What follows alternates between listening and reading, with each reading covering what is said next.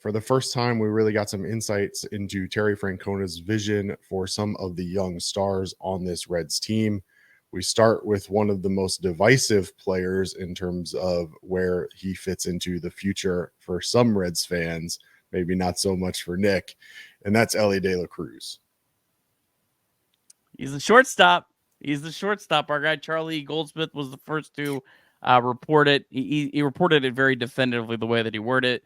Elly De La Cruz is the shortstop. He's not moving anywhere. I'm guessing that's from what he heard in the Reds organization. So whatever argument you had, I think it was silly. It's over. You're done. It's toast. He's the shortstop.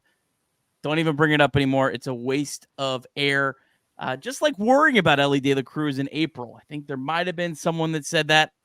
I don't want to, cast any judgment, but no. Look, Elly De La Cruz is the shortstop. You build your team around Elly De La Cruz. You make everyone else figure it out. You don't mess with a generational talent like Elly De La Cruz, who's good at shortstop defensively and only going to get better.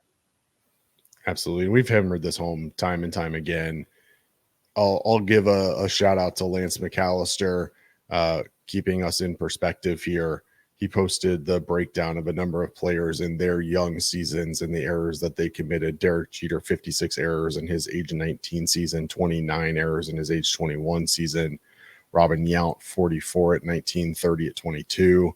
Dave Concepcion, 27 errors at 28, 30 errors at 26. Barry Larkin, as we all know, 29 errors in his age 24 season. The list goes on of Hall of Famers and All-Stars who all struggled early on in their career at shortstop. No different for Elly De La Cruz, and his ceiling is just as high as any one of those players that we just named. And now we know for sure that the plan is for him to stay at shortstop. On the other hand, Matt McLain may not be staying anywhere. Sounds like he's going to get a chance to play a number of different positions this offseason and into next spring to really kind of be a bit of a filler in where we need him kind of guy. This is interesting to me.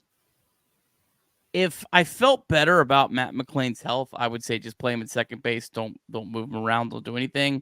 The problem is at this point, and I hate to say it about Matt McLain because I love him, I just don't feel like you can count on him health-wise. So it's hard to just say, well, let's pencil in Matt McLain as a second baseman, figure everything else around, because as we know, that messes things up. I read this as this. I read this as maybe the Reds might be keeping their options open this offseason.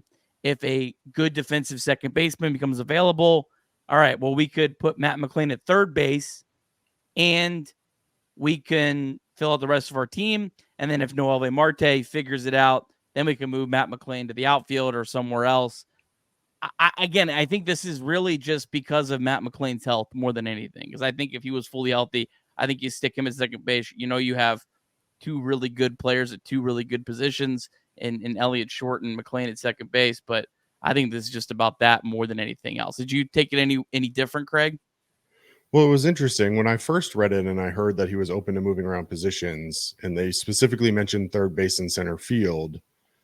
I had a couple different reactions. First and foremost, it was, okay, well, does this team believe in Jonathan India more than maybe we know that they do? That was my first reaction. My second reaction is center field. Is TJ Friedl trade bait for this team? Do they maybe not expect him to be back, or do they not view him as an everyday center fielder? So there was a couple of questions that came up in my mind for sure reading this, but then I go on to read that Spencer Steer and Jonathan India are also going to get work in this offseason at first base and third base. And now my mind went to, well, Jeimer Candelario may not be with this team long-term, or maybe they don't have faith in his injury status. And so I think ultimately, as I read and took all of that into one, what I'm really getting is that the Reds have zero confidence in anybody being healthy in 2025, which ultimately I think is probably the right approach. I think if they would have gone into 2024 with an approach with more depth options and people being willing to move around in different positions, which is ultimately what they needed to do, maybe the defense would have been a little bit sturdier than what it ended up being, because Jonathan India was playing left field before he ended up settling at second base, and Spencer Steer had to play left field and first base and all over the place as well. And so, I think ultimately what it comes down to for me is that the Reds are preparing for the worst. And I think I'd much rather this team be prepared for the worst and get the best than be prepared for or expect the best and get the worst, like we kind of saw in 2024. Yeah, I agree. And yeah, Jeimer Candelario, it's definitely interesting what happens with him. Again, I keep going back to, I think they're trying to keep their options open this offseason to find the best ways to improve the team, because you can sit here on October 9th and say this is probably the best way to improve the team, but you go out and you try to sign this guy and he has no interest in Cincinnati, or you try to trade for this guy and the team's asking an exorbitant price. You have to kind of, figure out what works the best. So I think you're keeping your options open. I could see a scenario where Jeimer Candelario gets traded for another bad contract.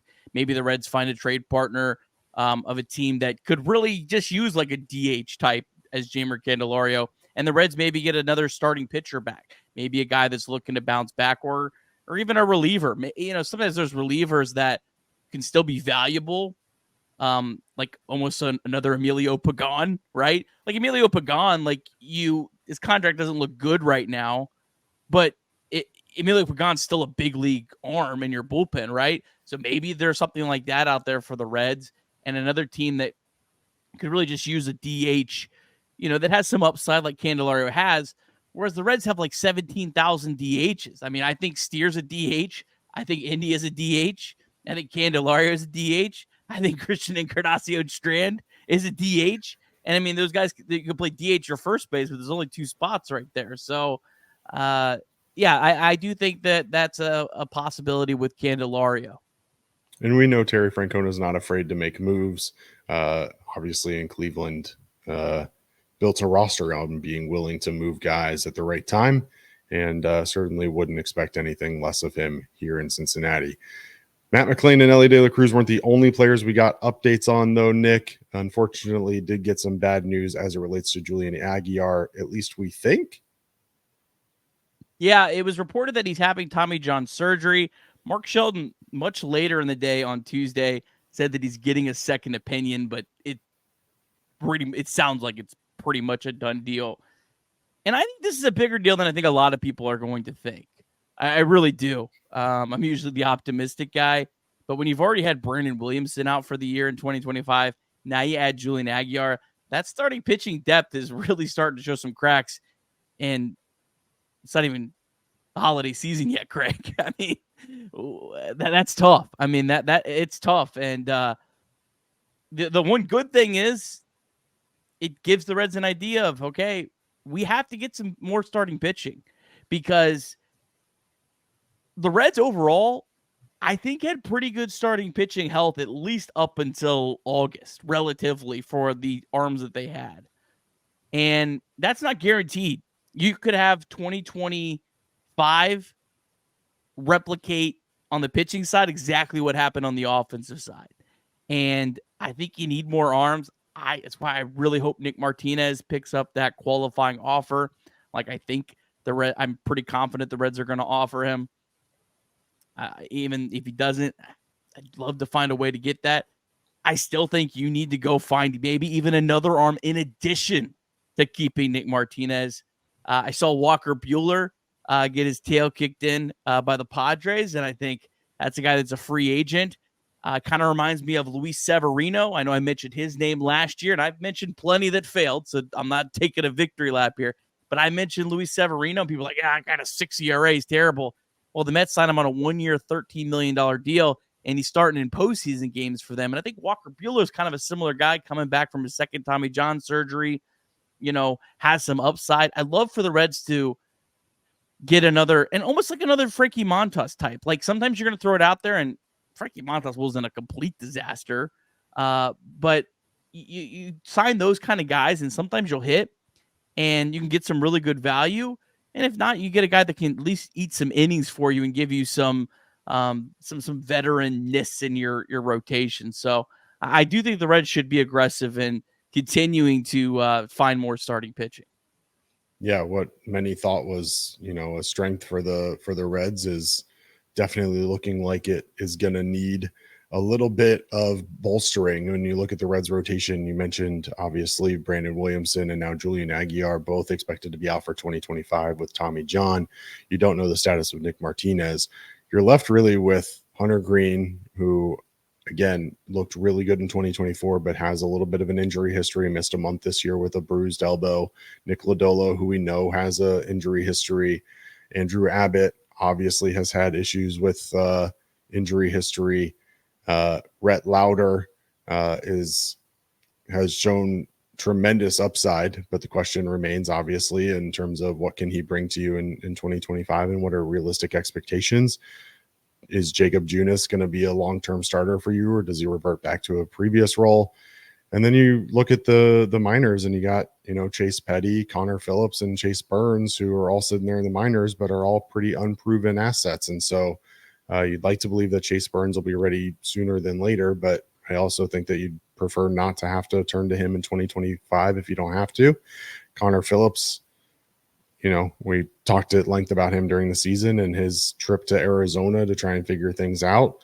And Chase Petty's a guy that I know you're really high on, but again, we just haven't seen at the major league level, and anything can happen in that situation. So, I don't know what the plan is with Graham Ashcraft.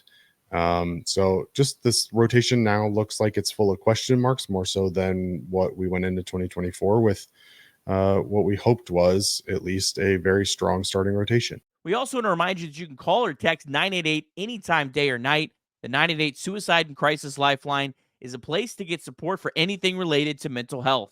Whether it's an immediate crisis, simply wanting to find out how to connect with care, or anything in between, it's a 100% confidential, secure, and anonymous way to reach out for help when you don't know where else to turn. To connect, call or text 988 or visit mantherapy.org to get help. It's okay not to be okay.